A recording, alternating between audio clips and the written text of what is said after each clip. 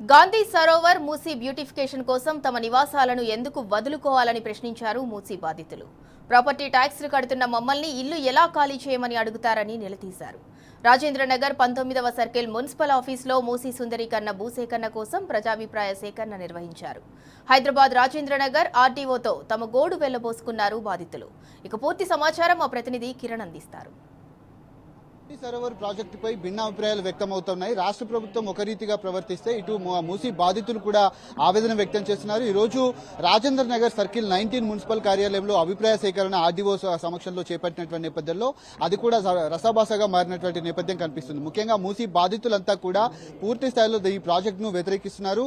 అయితే తమ ఇండ్ల పైన ఎందుకు రాష్ట్ర ప్రభుత్వం పడుతుందంటూ వాళ్ళు ఆవేదన వ్యక్తం చేస్తున్నటువంటి నేపథ్యంలో ప్రస్తుతం కొంతమంది మూసీ బాధితులు కూడా ఉన్నారు. వారితో కూడా మాట్లాడించేటువంటి ప్రయత్నం అయితే చేద్దాం. సార్ చెప్పండి, ఏంటి మీరు ఏం డిమాండ్ చేస్తున్నారు? ఈ రోజు అభిప్రాయ సేకరణకు సంబంధించినటువంటి అంశాలు ఏ అంశాలను ప్రస్తావించారు? సార్, ఇప్పుడు మొన్న సీఎం గారు రీసెంట్ గా మేము హంగర్ స్ట్రైక్ చేసినప్పుడు మీ అపార్ట్మెంట్ వద్దు, ఏం వద్దు, మేము పక్కన ఆర్మీ స్థలంలో కట్టుకుంటాం, మీది అవసరం లేదు, ఎవరు అడిగారు మిమ్మల్ని అని ఎమోషనల్ గా చెప్పారండి. చెప్పిన తర్వాత అంతా ఏమో ప్రశాంతంగా ఉంది కదా అని అనుకున్నాం. ఇప్పుడు ఏమైంది, శనివారం రోజు గ్రామ సభ ఉందని నోటీస్ తీసుకెళ్లి 3ంటికి ఇచ్చారు. 3ంటికి ఇచ్చి మీరు మండే 11 కల్లా మ్యాండేటరీగా గ్రామ సభకు హాజరవ్వాలని మాకు హుక్కుములాగా వచ్చింది. సర్లే మేమేం చేసాం, జాబ్లన్నీ మానుకు లాంగ్ వీకెండ్ మళ్ళీ మండే కూడా జాబ్ మానుకుని ఇక్కడికి వచ్చాం. సర్లే సమాధానాలు చెప్తారు కదా, గ్రామ సభ అంటే ఏముంటది, మనం అడిగిన దానికి సమాధానం చెప్తారు కదా అనే ఉద్దేశంతో మేము వచ్చాం. వచ్చిన తర్వాత ఆర్డీఓ గారు ఎలా మాట్లాడుతున్నారంటే సింపుల్ గా రబ్బర్ స్టాంప్ లాగా ఎలా మాట్లాడుతున్నారంటే మీరు సమాధానము మీరు రిటర్న్ గా మమ్మల్ని అడుగుతున్నారు మైక్ లో.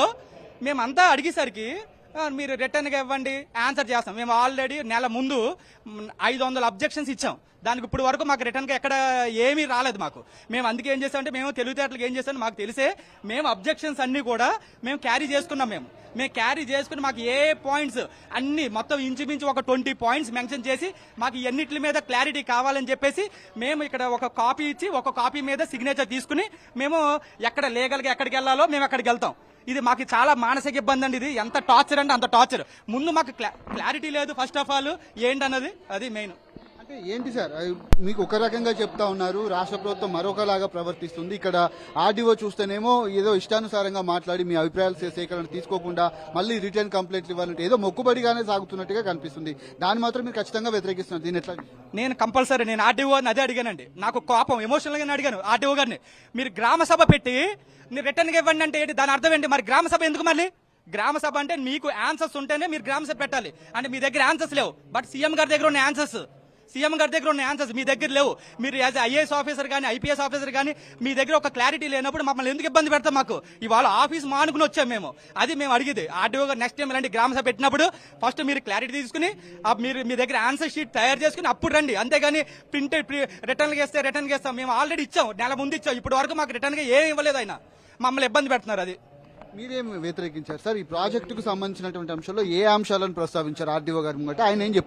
ఆయన ఏం చెప్పారంటే మేము గాంధీ సరోవర్ ప్రాజెక్ట్ కింద ఈ ల్యాండ్ ఎక్విజిషన్ చేస్తున్నాం. మొత్తం మాది 6.3 ఎకరాల మధు పార్కు పక్కన మసీద్ ఒక 3.69 acres ఎక్వైర్ చేస్తున్నాం. మీ యొక్క కన్సెంట్ తోటి చేస్తామని చెప్తున్నారు. కానీ ముఖ్యమంత్రి గారి వైఖరి ఒకలా ఉంది, అధికారుల వైఖరి ఒకలా ఉంది. మాకు నోటీసు 11 ఫిబ్రవరి ఇచ్చారు. ఓకే, తర్వాత మేము మా దగ్గర అందరూ న్యూస్ ఛానల్ వచ్చి కవర్ చేశారు. కానీ ముఖ్యమంత్రి గారి నుంచి కానీ అధికారుల నుంచి కానీ మాకు స్పష్టమైన వైఖరి లేదు. అంటే మాకు ఏ రకంగా వాళ్ళు రీహాబిలిట్ చేస్తారనేది మేము ఉండాలనుకుంటే ఆయన ఏం చెప్తున్నారంటే 0 వేలు అని చెప్తున్నారు. అది కరెక్ట్ కాదు. ఎందుకంటే ఈ అపార్ట్మెంట్ స్టార్ట్ చేసినప్పుడు ఇది బఫర్ జోన్లో లేదు.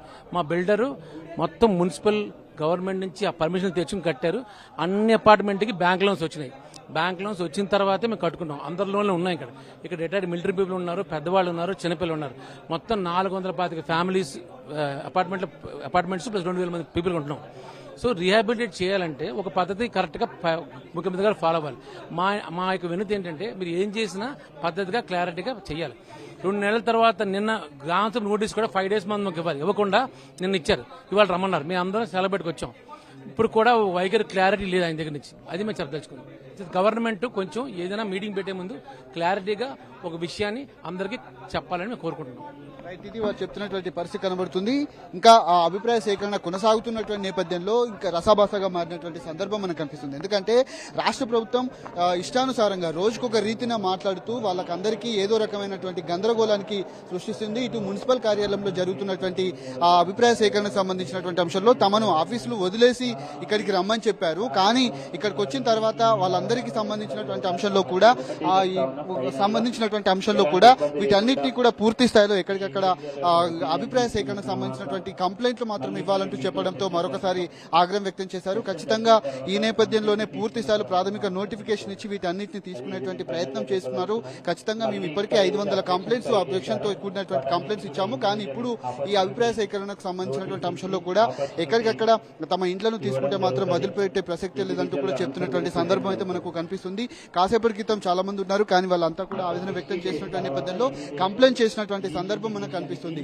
రిటర్న్ గా కంప్లైంట్ చేయాలన్నప్పుడు తమను ఆఫీసులు వదిలేసి ఎందుకు పిలిపించారంటూ కూడా ఇక్కడ ఉన్నటువంటి మూసీ బాధితులంతా కూడా ఆవేదన వ్యక్తం చేస్తున్నటువంటి నేపథ్యంలో ఖచ్చితంగా రాష్ట్ర ప్రభుత్వం కావచ్చు, ఇటు ఆర్డీఓ కావచ్చు, సరైనటువంటి సమాధానం కనుక చెప్పకపోతే ఖచ్చితంగా ఈ ప్రాజెక్టును వ్యతిరేకిస్తున్నాము, ఖచ్చితంగా దీని అందరూ కూడా అడ్డుకుంటామని కూడా వీళ్ళందరూ కూడా చెప్తున్నటువంటి పరిస్థితులు మనకు కనిపిస్తున్నాయి. కెమెరామెన్ మధుతో కిరణ్ టీ న్యూస్, హైదరాబాద్.